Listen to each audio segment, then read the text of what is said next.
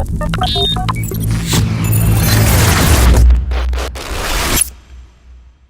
байцгаана уу та бүхэндээ энэ өдрийн мэндийг хүргэе. Өнөөдрийн сургалтаар шилэн энтгсийн тайланг баталгаажуулах, мэдээлэл шинжлэх анхаарах асуулын талаар өнөөдөр та бүхэндээ танилцуулах болно. За шилэн энтгсийн үнэлгээ хариуцсан нэгж гэдэгт ямар байгууллага ажилтныг хамрах вэ гэдэг талаар та бүхэндээ бас товч мэдээлэл өгье. Захин мөнгөлийн бас харилцаа холбооны яамны холбогдох газрын мэргэжилтнүүд, за мөн штабын үнэлгээний мэргэжилтэн, төрийн захин мөрөглөөний зохицуулалтын газрын холбогдох газрын мэргэжилтнүүд бол үнэлгээ хариуцсан нэгжид хамаарч байгаа. За тайланд үнэлгээ хийхдээ салбарын байгууллага яам, засгийн газрын агентлаг, аймгийн сэтгэрийн тамган газрын тайланг хүлээж авна. Байгууллагын тайлангийн жагсаалтаас тайлангаа сонгож шалгана. За ингээд үнэлгээ хийн. Үнэлгээ хийхдээ өмнө хэлсэнчлэн Монгол Улсын засгийн газрын 352 дугаар тогтоолоор батлагдсан үнэлгээний аргачлалын дагуу хийж гүйцэтгэн. За нээлттэй байршуулсан үзүүлэлтэд бол оноо өгнө. Хамаарлаг үзүүлэлтийг хамааралтай болгоно. Нээлттэй байршуулсан үзүүлэлтийг хамааралгүй болгоно. Ингэснээрээ тайлан баталгаажуулсан төлөвт шилжүүлж байгаа. За тайлан баталгаажсан төлөвт шилжснээрээ портал системд шилэн энтгсийн тайлан маань нийтлэгдэнэ. За шилэн энтгсийн үнэлгээ хариуцсан нэгж маань бүх тайлангийн баталгаажлалтын мэдээллийг харах хянах хэрэгтэй байгаа. Тайланг баталгаажуулснаар олон нийтийн портал системд нийтлэгдэх боломжтой болно. За штабын талаар бас та бүхэндээ товч танилцуулъя. Захин мөнгөлийн бас харилцаа холбооны сайтын 2024 оны 11-р сарын 15-ны өдрийн 46 дугаар тушаалаар бол шинжилэн байгуулагдсан. За штабын чиг үүргийн тухайд авилгатай тэнцэх 5 иш ажиллагааны хүрээнд шил ажиллагааны хэрэгжилтийг удирдлага зохион байгуулалтаар хангах, за шаардлагатай мэдээллийг нэгтгэх, шилэн энтгсийн үнэлгээг зарлах чиг үүргийн штаб байгаа. Ингээд холбогдох хууль тогтоомжийн хүрээнд батлагдсан үнэлгээний аргачлалын дагуу тайлан хянах баталгаажуулах, системд хэвлэн нийтлэх ажлыг бол зохион байгуулан ажиллаж байгаа. За тайлан мэдээлэл шинжлэх талаар бас та бүхэндээ танилцуулъя. Ихэнх манай байгууллагууд энэ талаар бол байнга тодруулж асуудаг. За илгээс нь тайлан захин мөнгөлийн бас харилцаа холбооны яам, штаб, төрийн захин мөнгөний зохицуулалтын газар хянаж тайланг баталгаажуулснаар баталгаажсан төлөвт шилжинэ. За баталгаажсан тайланг мэдээлэл шинжлэх товчдоор дарж хувилж тайлангаа 100% болгохын тулд дахин засварлаж илгээх боломжтой байгаа. Ингээд та бүхэндээ бас зураг дээр тайлбарлая. За тайлан төв гэдэг дээр 2024 оны 1-р улирал за төлөв болохоор тайлан маань баталгаажсан байна. За үйлдэл гэдэг дээр болохоор мэдээлэл шинжлэх гэдээ орж ирсэн байна, тийм ээ. За үнэлгээний хувь бол 78%-1% байна. Мэдээлэл шинжлэх хэсэг рүү орохоор та өмнө илгээсэн тайлангаа шинжлэхтэй итгэлтэй байна уу гэдэг тийм үгүй гэсэн сонголт гарч ирнэ. За ингээд тийм гэсэн сонголтыг дарснаар за бүглэх товч гарч ирнэ. Ингээд бүглэх товчдоор дараад тайлангаа засварлаж илгээнэ.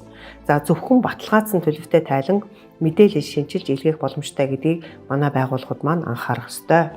Мэдээлэл хариуцах зарим байгууллагууд хуульд ил тод нээлттэй байхаар заасан тайлан мэдээллийг шалгуур үзүүлэлтийн дагуу маш тодорхой оруулсан байдаг. Энэ нь бол үнэлгээ өгөхдөж бас хялбар байдаг. Бусад байгууллагуудад жишээ болгох гэдэг үднээс та бүхэндээ хэдэн жишээг бол харуулахаар бэлтгэсэн байгаа. За жишээлбэл энэ хоёр зураг дээр харагдаж байгаа хоёр байгууллагын эрхэм зорилго дээр их сурвалжийн тодорхой байдлыг тусгасан бол зураг харагдаж байна. За нээлттэй мэдээллийг дэлгэрүүлж авах, тодруулах, эрх бүхий ажилтны харьяалах нэгжийнэр, албан тушаал, нэр болон холбоо барих мэдээллийг нийлүүлсэн байх ёстой. За та бүхэндээ хоёр зураг дээр бас тодорхой байгаа учраас хараад явах гэж бодож байна. За жишээлбэл эзэмшиж байгаа оюуны өмчийн эрхийн жагсаалт. За энэ дээр болохоор оюуны өмчийн газраас өгсөн зохиогчийн эрхийн гэрчлэгийг бас энэ байгууллага оруулсан байна. За мөн олон нийтээр хэлэлцүү санал авч байгаа хууль тогтоомж болон захиргааны хэм хэмжээний актын төсөл тэдгээрийн танилцуулга холбогдох судалгаан дээр улсын бүртгэлийн ерөнхий газрын оруулсан тайлан мэдээллийг бас та бүхэндээ харуулахыг бол зорьсон. За ингээд дээрх жишээнүүдийг хараад та бүхэн бас тайлан илгээхдээ одоо бас санаа авч ажиллах байхаа гэж бодож байна. За нийтийн мэдээллийн эрт тод байдлын тухай хуульд бол хариуцлагын тогтолцоог бол бас тусгаж өгсөн. Хэрэв тайлан мэдээллийг байршуулаагүй тохиолдолд хуулийн хүрээнд одоо ямар хариуцлага хүлээлгэх вэ гэдгийг бол хууль хуульчилсан байгаа. Ингээд та бүхэндээ бас ямар хариуцлага тооцох талаар бол танилцуулъя. За нийтийн мэдээллийн эрт тод байдлын тухай хуулийн 36-гийн 1-р хэсэгт болохоор энэ хуулийг зөрчсөн албан тушаалтны үйлдэл нь гэмт хэргийн шинжгүй бол төрийн албаны тухай хууль эсвэл хөдөлмөрийн тухай хууль заасан хариуцлагыг хүлээлгэнэ.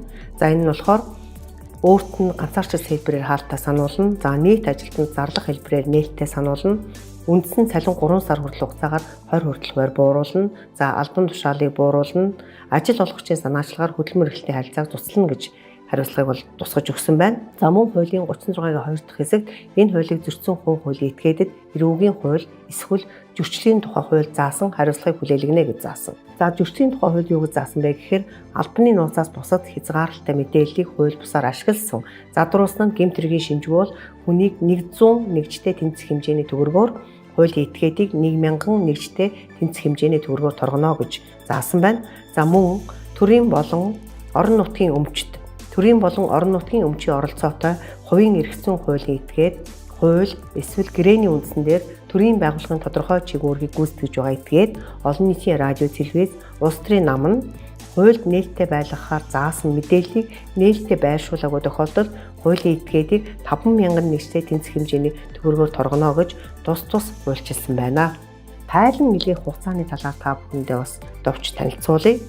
За хуульд өөрөөр заагвал мэдээлэл хариуцагч нь тайлан мэдээ, үр дүн, статистик мэдээллийг улирал хагас жилээр гаргана. За дараагийн улирал хагас жилийн эхний сард багтаан бүрэн бүтэн үнэн зөв байдлыг хангаж захин хуудсандаа болон нээлттэй мэдээллийн системд байршуулна гэж заасан. За хууль заасан 8.2, 8.3, 8.4, 8.5, 8.6 дахь хэсгийн заасан тайлан мэдээлэл нь нөгөө бидний яриад байгаа 5/87 шалгуур үзүүлэлтэд багтаж байгаа мэдээлэл тайлан бол энэнд орж байгаа. За нээлттэй мэдээллийн системд эрх нээх процессыг төрийн захин хөгжлийн зохицуулалтын газар хариуцсан ажиллаж байгаа.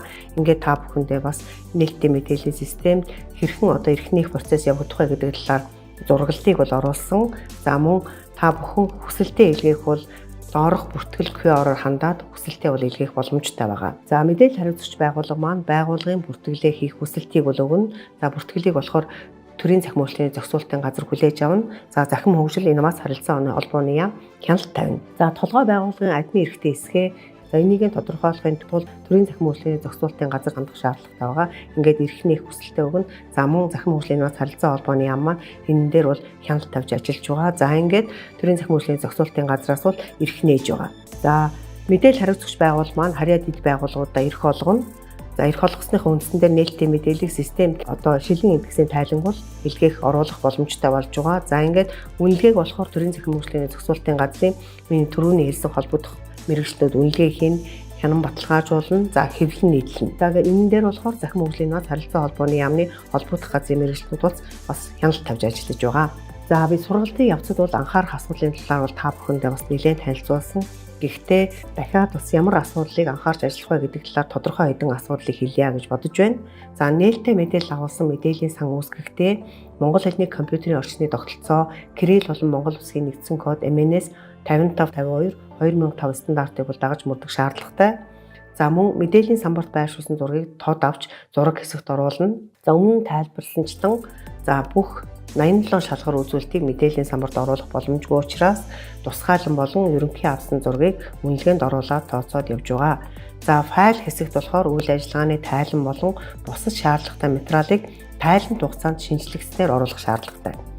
За их сурвалжийн тодорхой байдал дээр нээлттэй мэдээллийг дэлгэрүүлж авах, тодруулах, эрх үхийн ажилтны харьяалах нэгжийнэр албан тушаал нэр болон холбоо барих мэдээллийг заавал оруулсан байх шаардлагатай.